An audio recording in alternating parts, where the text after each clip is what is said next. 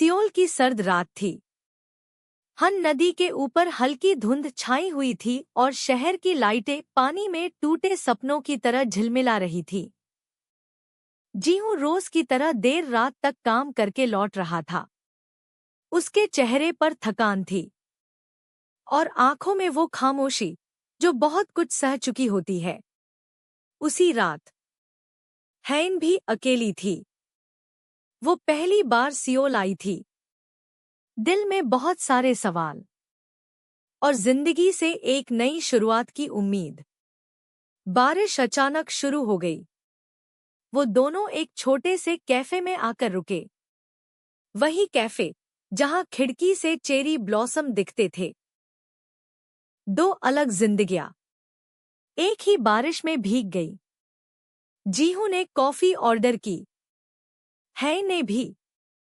दोनों की आवाज एक साथ गूंजी। Americano, no sugar.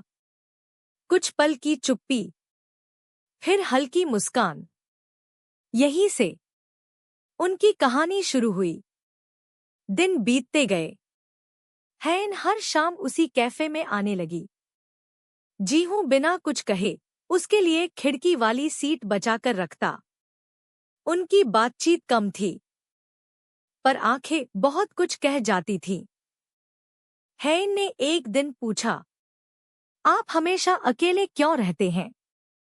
जीहू ने बाहर देखते हुए कहा, क्योंकि जिनसे दिल जुड़ता है वो अक्सर जल्दी चले जाते हैं। उसकी आवाज में दर्द था। हैन ने पहली बार उसका हाथ छुआ, बहुत हल्के से। इस बार मैं नहीं जाऊंगी।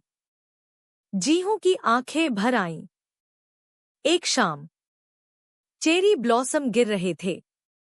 हैन ने कहा, कोरिया में कहते हैं, अगर दो लोग एक ही पेड़ के नीचे खामोशी से खड़े रहें तो उनका रिश्ता किस्मत तय करती है। जीहू ने उसके सिर पर अपना माथा टिका दिया। तो आज किस्मत को बोलने दो। बारिश, पंखुड़ियां और ठंडी हवा सब गवाह थे उनके बिना कहे प्यार के। पर जिंदगी आसान नहीं होती। हैन को एक कॉल आया। उसे सियोल छोड़ना था।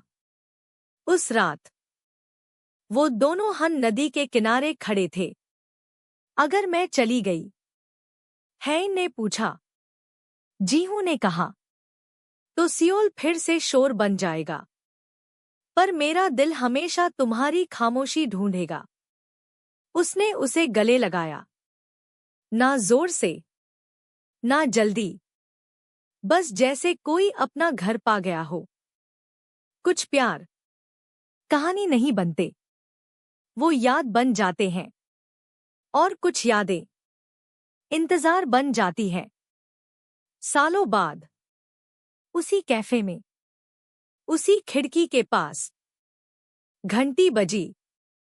जीहू ने ऊपर देखा। हैन खड़ी थी, मुस्कुराते हुए। Americano, no sugar? उसने पूछा। जीहू हंस पड़ा। सियोल फिर से खामोशी में प्यार